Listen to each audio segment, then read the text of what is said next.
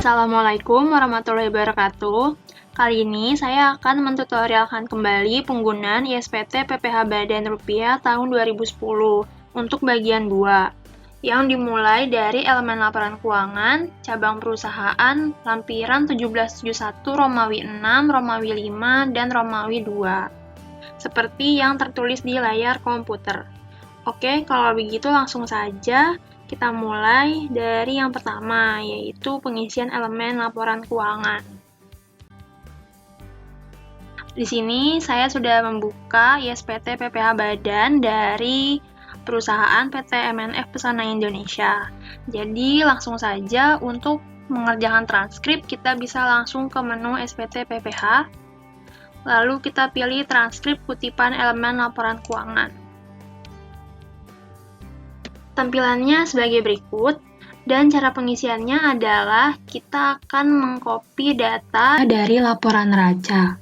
Jadi langsung saja kita buka terlebih dahulu datanya yang berada pada soal.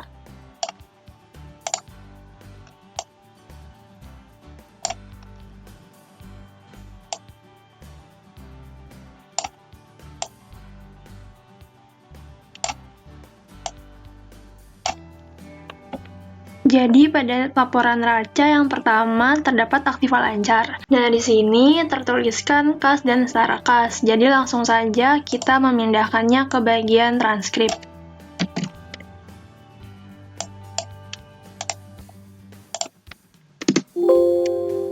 Lalu yang kedua ada piutang usaha.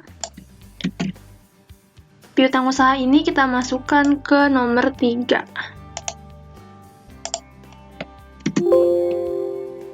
Selanjutnya terdapat persediaan, kita masukkan ke nomor 8. Lalu terdapat uang muka pajak. Untuk uang muka pajak, saya akan memasukkannya ke nomor 11, yaitu aktiva lancar lainnya. Mengapa? Karena pada bagian transkrip tidak terdapat uraian untuk uang muka pajak. Jadi untuk bagian aktiva lancar yang tidak terdapat uraiannya di transkrip, bisa kita masukkan ke nomor 11. Selanjutnya ada biaya dibayar di muka.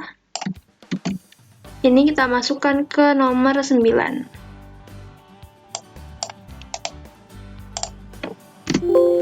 Nah, di sini untuk jumlah aktivanya kita bisa melihat antara transkrip dan neraca sudah sama.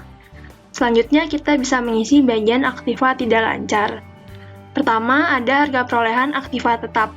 Untuk harga perolehan aktiva tetap, kita bisa melihat daftar fix aset. Di sini saya sudah memiliki filenya. Tampilannya sebagai berikut. Di sini pada bagian bangunan juga saya sudah memberi warna orange, sedangkan sisanya yang berwarna putih adalah aktiva tetap selain bangunan. Saya pun sudah menjumlahkan harga perolehan atas bangunan saja sebesar 5.299.554.690. Sedangkan untuk aktiva tetap lainnya selain bangunan adalah sebesar 3.137.320.910. Angka ini saya peroleh dari harga perolehan keseluruhan, baik bangunan maupun selain bangunan, yang sebelumnya sudah saya hitung. Di bagian bawah, sebesar 8.436.875.600.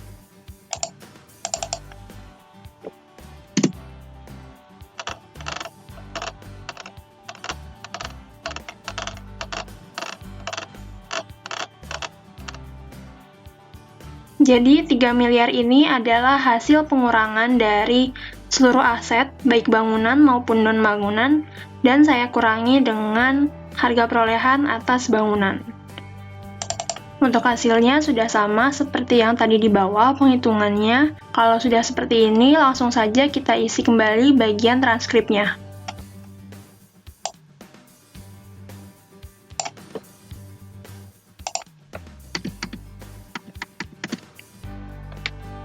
Yang pertama, untuk tanah dan bangunan. Langsung saja kita tulis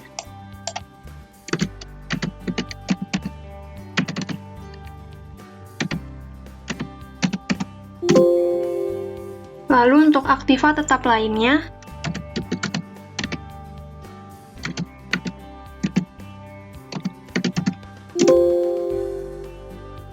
kalau kita sudah mengisi bagian tanah dan bangunan serta aktiva tetap lainnya, untuk daftar fix asetnya bisa saya tutup terlebih dahulu. Selanjutnya di sini terdapat akumulasi penyusutan.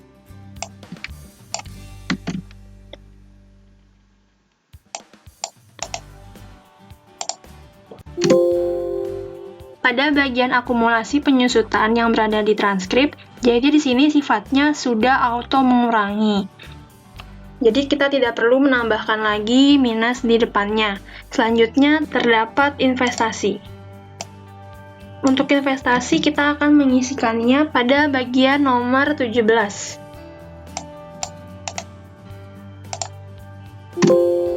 Nah, di sini sudah kelihatan hasilnya berapa jumlah aktiva yang tertulis pada transkrip dan pada neraca. Di sini pun hasilnya sudah sama. Selanjutnya, kita bisa mengisi bagian kewajiban. Pada bagian neraca ini terdapat kewajiban lancar. Yang pertama ada hutang usaha. Untuk hutang usaha bisa langsung kita copy ke bagian nomor 1.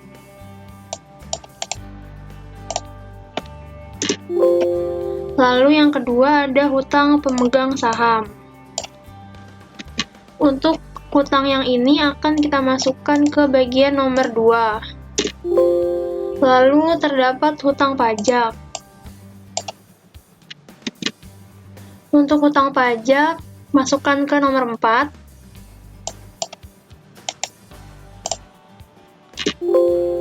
Lalu ada hutang yang masih harus dibayar.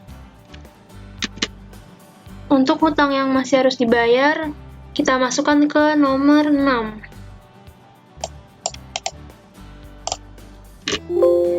Selanjutnya ada hutang lain-lain. Untuk hutang lain-lain bisa kita masukkan ke nomor 10. Nah, di sini kita dapat melihat berapa jumlah kewajiban lancar yang berada di neraca dan yang berada di SPT. Di sini hasilnya juga sudah sama. Kita bisa lanjut ke bagian hutang bank. Hutang bank kita masukkan ke nomor 7.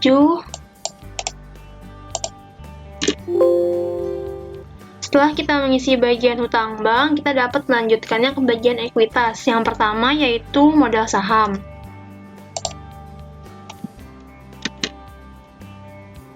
Dimasukkan ke nomor 16.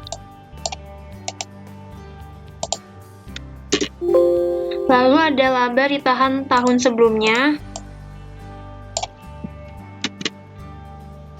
Kita masukkan ke nomor 18.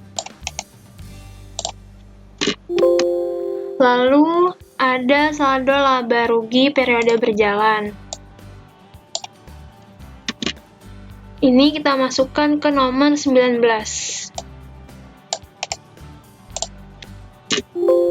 Nah, di sini juga kita sudah bisa melihat berapa jumlah kewajiban dan ekuitas yang berada di neraca dan di SPT. Hasilnya juga sudah sama. Selanjutnya, kita bisa mengisi bagian laba atau rugi. Untuk mengisi bagian laba atau rugi, kita dapat mengisinya berdasarkan data keuangan yang sudah tercantum pada soal. Yang pertama, di sini ada penjualan bersih. Langsung saja kita copy ke ISPT-nya. Lalu ada pembelian.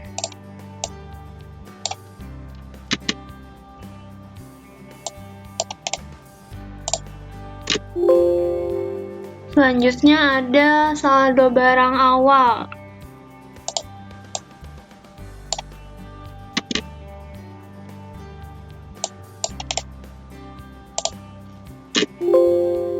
Lalu ada saldo barang akhir.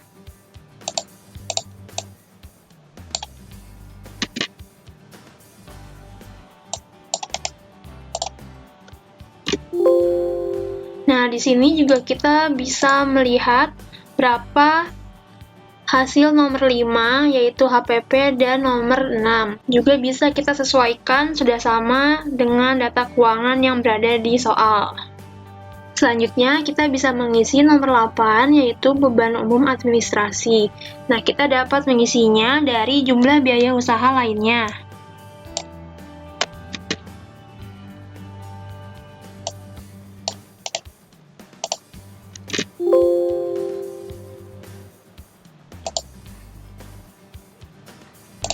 Di sini juga sudah terlihat berapa jumlah dari laba usaha dan hasilnya pun sama dengan data keuangan. Selanjutnya kita akan mengisi nomor 10 yaitu penghasilan dan beban lainnya. Ini kita isi 530 juta. Nah, karena di sini jumlah penghasilan atau biaya usaha lainnya bersifat minus atau negatif, jadi jangan lupa untuk di bagian transkripnya juga kita mencantumkan minusnya. Karena kalau enggak nanti jadinya nambah dan hasilnya nggak balance. Oke, ini hasilnya udah balance. Kita bisa langsung mengisi ke bagian hubungan istimewa. Nah, untuk hubungan istimewa, kebetulan di bagian soal ini terdapat contoh transaksinya. Ini udah saya highlight biar lebih mempermudah. Jadi ini ada penyertaan modal ke sebuah perusahaan yang berada di Thailand. Langsung saja kita klik tambah. Untuk pihak-pihaknya kita akan mengisi dengan nama perusahaannya.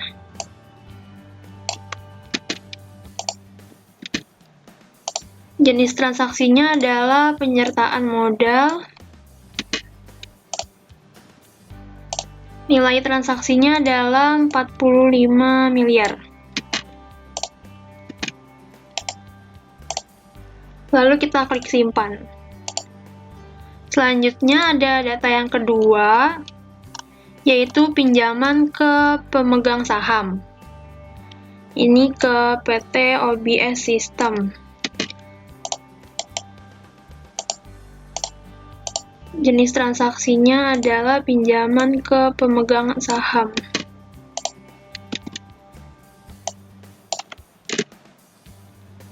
Nilai transaksinya kita dapat melihat di neraca.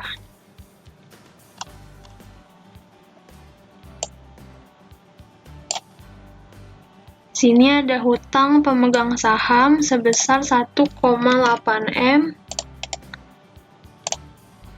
Lalu kita klik simpan. Klik yes, kita close. Nah, untuk transkrip kita pastikan kembali bahwa semuanya sudah terisi dan hasilnya pun balance. Untuk bagian hubungan istimewa ini juga masih bisa kita ubah, tinggal kita checklist saja. Kalau ubah, pilih satu aja. Lalu kita juga bisa menghapusnya. Setelah kita mengisi bagian transkrip, kita akan melanjutkannya ke bagian lampiran 1771 Romawi 6. Langsung saja kita ke menu SPT PPH, lalu kita pilih lampiran, dan kita pilih lampiran Romawi 6. Tampilannya akan sebagai berikut, lalu kita buka dulu soalnya.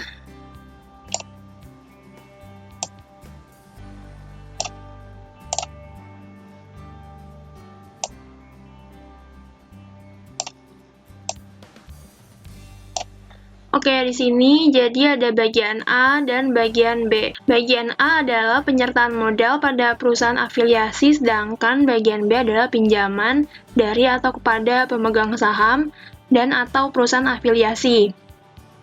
Karena di bagian soal ini ada penyertaan sebesar 30%, maka kita langsung saja mengisi ke bagian yang A. Nah, ini domisili perusahaan afiliasinya berada di luar negeri ya, karena ada di Thailand. Lalu nama perusahaan afiliasinya tinggal kita copy aja. Begitupun dengan alamatnya.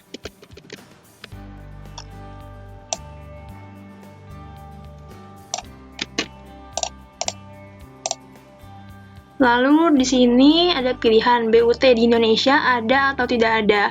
Nah, karena di data soal tidak ada, jadi kita pilih tidak ada.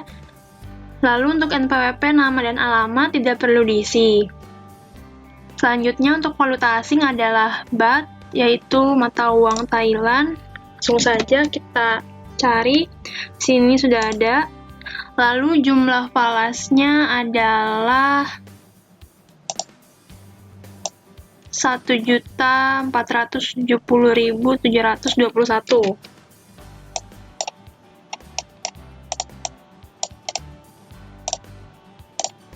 Untuk kursnya adalah 441,96.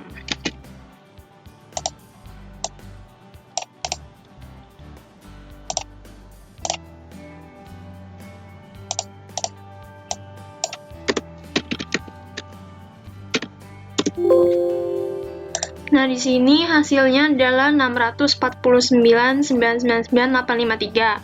Tapi di sini 650 juta, jadi sudah ada pembulatan, tidak apa-apa, berbeda. Lalu di sini persentase modal di setornya adalah 30%. Kita klik simpan, klik yes.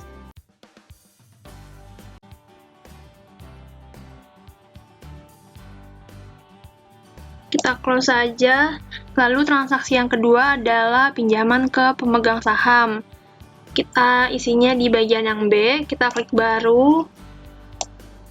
Lalu ini domisili perusahaan afiliasinya berada di dalam negeri, karena pada data soal disebutkan bahwa PT OBS System berada di Yogyakarta.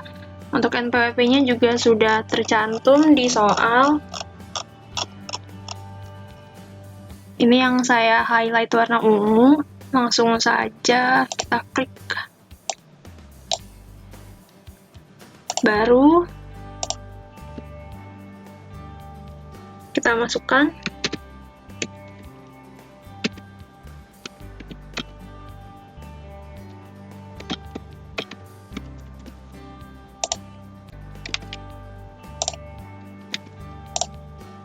Dengan alamat di Jalan Keraton, Yogyakarta. Lalu kita simpan, kita klik yes, lalu kita tutup. Nah, di sini kita bisa memilihnya kembali, PT OBS System. Nah, di sini NPWP masih kosong, tapi jangan khawatir, kita bisa klik yang kotak ini, lalu kita pilih PT OBS System. Lalu kita klik pilih. Nah, ini nama dan alamatnya juga sudah otomatis karena tadi kita sudah mengisinya. Jumlah pinjamannya kita dapat melihat di neraca.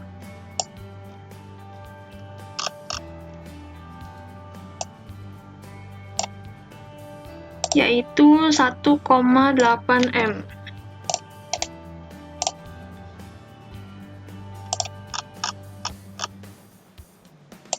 Tahun peminjamannya adalah 2018 dengan bunga pinjamannya adalah 12.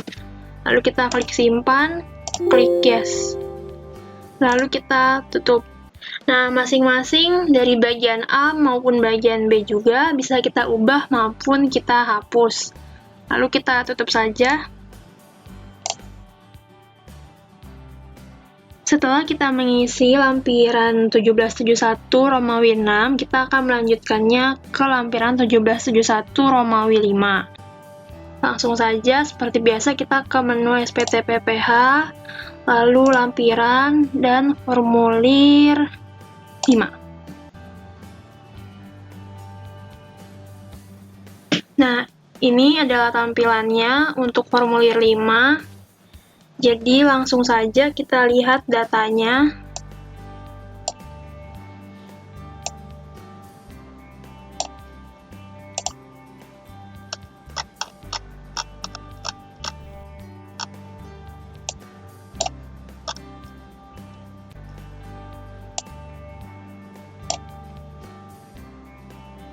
Oke, di sini yang pertama ada daftar pemegang saham atau pemilik modal, dan yang kedua adalah daftar susunan pengurus dan komisaris. Langsung saja kita mengklik baru bagian A. Nah, di sini ada input pemegang saham atau pemilik modal. Dengan jumlah modal disetor penuh adalah total dari yang ada di sini, yaitu sebesar 40 miliar. Langsung saja.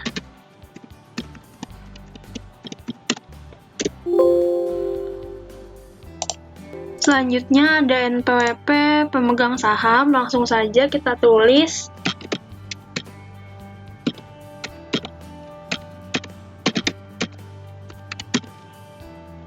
Nama pemegang sahamnya adalah PT Wijaya Manunggal Putra.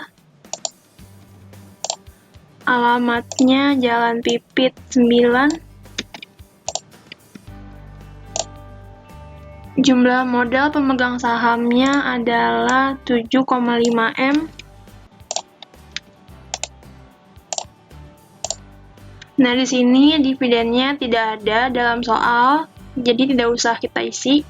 Langsung saja kita klik simpan, klik yes. Lalu yang kedua, kita masukkan juga NPWP-nya.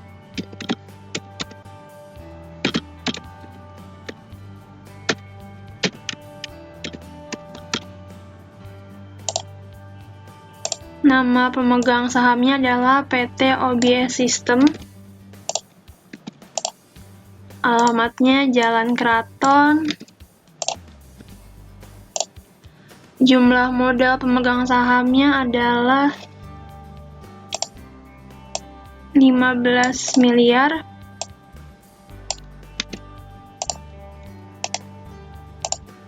Dividennya juga tidak ada, langsung saja kita klik simpan. Lalu yang terakhir ada NPWP-nya, yaitu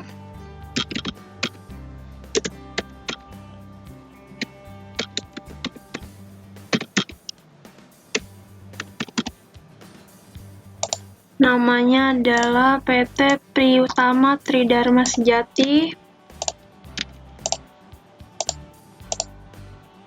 Alamatnya di Malang. Jumlah modalnya adalah 17,5 M. Dividennya juga tidak ada, langsung saja kita klik simpan. Yes.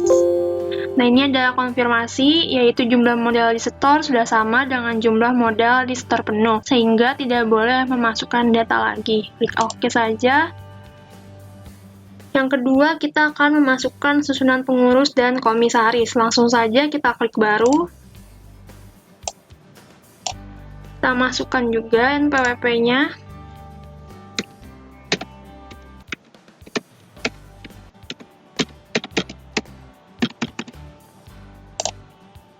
Nama pengurusnya juga.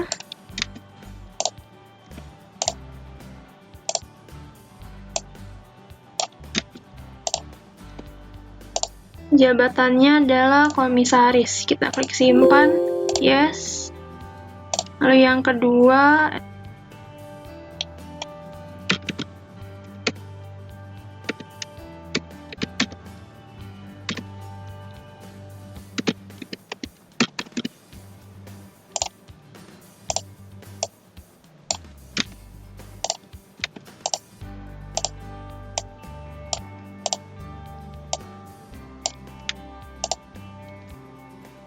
jabatannya direktur utama. Kita klik simpan. Yes. Lalu yang ketiga, NPWP-nya.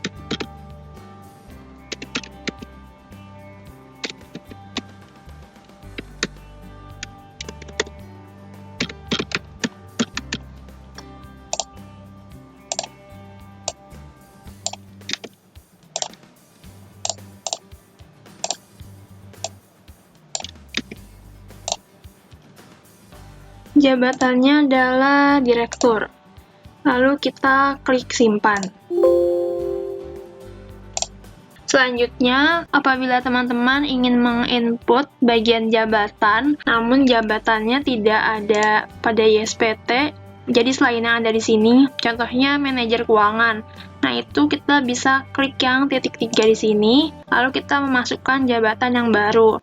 Kita tinggal klik baru, lalu masukkan jabatannya. Nanti kita dapat memilih jabatan yang baru kita input tersebut. Langsung saja ini kita tutup. Sini kita tutup juga. Nah, ini masing-masing bagian A maupun bagian B, dua-duanya bisa diubah dan bisa juga dihapus seperti biasa. Langsung saja ini kita tutup. Setelah kita mengisi formulir Romawi 5, kita bisa melanjutkannya ke Romawi 2. Langsung saja kita ke SPTPPH, lampiran, dan formulir 2. Oke, ini tampilannya seperti ini, dan cara pengisiannya adalah kita harus membuka soalnya terlebih dahulu.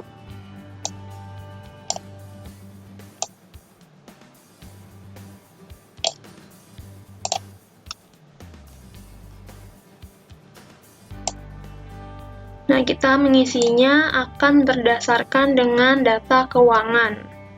Jadi, kalau di bagian rekonsiliasi fiskal, ini merupakan bagian komersilnya. Jadi, kita bisa melihat dari soal ini, bagian data keuangan, atau di bagian rekonsiliasi fiskal, bagian komersilnya. Oke, langsung aja.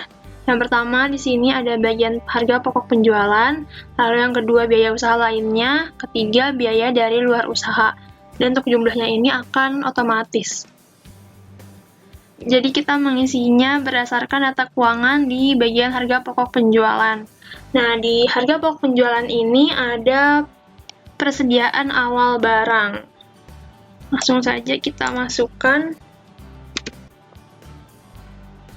ke jenis biaya yang sama juga. Selanjutnya, kita akan mengisi ke bagian pembelian. Langsung saja kita copy. Kita masukkan ke nomor 1. Ada persediaan akhir. Kita masukkan ke nomor 13. Nah, di sini juga hasilnya sudah sama, seperti yang ada di data keuangan. Oke, langsung ke biaya usaha lainnya. Nah, untuk biaya usaha lainnya itu, yang pertama ada biaya gaji dan tunjangan.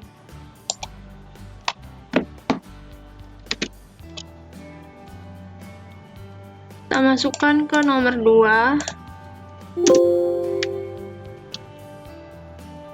Lalu ada biaya transportasi dan perjalanan dinas. Kita masukkan ke nomor 3. Selanjutnya terdapat biaya penyusutan dan amortisasi. Nah, ini pada data keuangan, biaya amortisasi dan penyusutannya itu terpisah.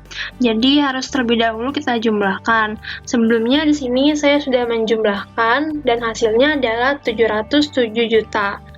Langsung saja kita tulis. Lalu ada biaya sewa. Kita masukkan ke nomor 5. Lalu ada biaya perawatan dan perbaikan. Jadi untuk biaya perawatan dan perbaikan ini akan masuk ke biaya sehubungan dengan jasa, bersamaan dengan biaya audit, konsultan pajak, dan hukum. Jadi ini harus kita tambah terlebih dahulu. Saya sudah menambahkannya. Hasilnya adalah 260.250.000.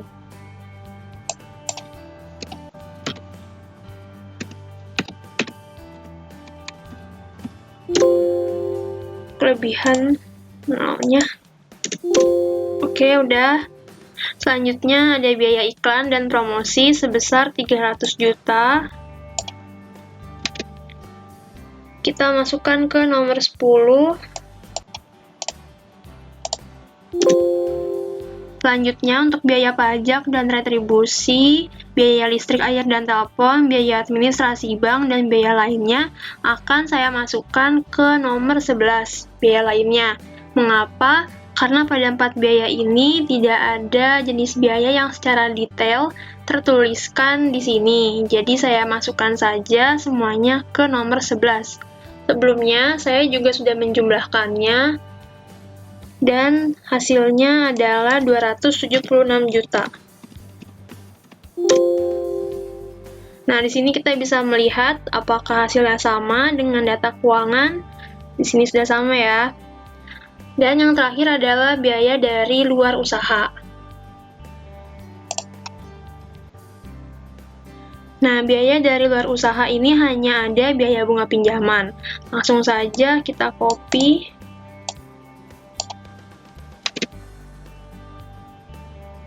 Ke nomor 6. Nah, di sini juga hasilnya sudah sama. Kalau gitu, bisa kita simpan. Kita klik yes. Nah, akan muncul konfirmasi sebagai berikut. Nah, ini kita klik yes aja. Tapi kenapa konfirmasi ini muncul? Karena di sini tertuliskan bahwa jumlah biaya penyusutan dan amortisasi tidak sama dengan jumlah penyusutan komersil ditambah jumlah amortisasi komersil biaya penyusutan dan amortisasi. Jadi maksudnya adalah di sini biaya penyusutan dan amortisasi tertuliskan 707 juta. Sedangkan pada bagian ISPT, tepatnya di bagian penyusutan dan amortisasi, kita belum mengisi apapun, jadi itu masih 0. Jadi kita abaikan aja konfirmasinya dengan mengklik yes. Kita klik OK, lalu ini bisa kita tutup. Yang terakhir yaitu kita akan mengisi daftar cabang utama perusahaan. Sebenarnya pada soal tidak tercantum atau tidak tertuliskan cabang utama perusahaan, tapi kali ini saya akan mentutorialkannya sendiri. Jadi langsung saja kita ke menu SPT PPH, lampiran khusus, dan kita pilih daftar cabang utama perusahaan. Berikut adalah tampilan dari daftar cabang utama perusahaan. Langsung saja kita klik baru. Nah, di sini untuk NPWP lokasi, untuk bagian awalannya akan sama dengan NPWP kantor pusat. Hanya saja bagian 6 digit belakangnya akan berbeda. Langsung saja di sini kita tulis namanya PT MNF Pesona Indonesia Bogor. Dengan alamatnya berada di Jalan Bogor Raya, nomor 12, Bogor. Selanjutnya, jumlah cabang pembantu. Cabang pembantu adalah cabang yang berada di bawah kantor cabang penuh, sehingga dalam pelayanannya hanya sebagian dari kegiatan cabang penuh. Nah, apabila terdapat cabang pembantu, kita bisa terlebih dahulu mengisinya, tapi kalau misalkan nggak ada, bisa kita tulis 0 aja. Lalu kita klik simpan, klik yes. Nah, untuk cabang yang kedua, cabangnya ini berada di Bandung. Langsung saja kita masukkan NPWP-nya. Untuk namanya kita ubah, kita jadiin caps lock semuanya aja, seperti yang tadi di Bogor.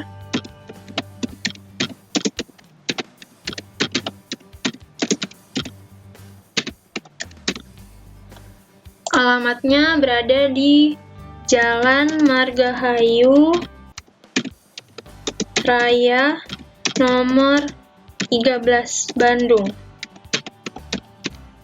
Untuk jumlah cabang pembantunya juga kita kosongkan saja. Lalu kita klik simpan.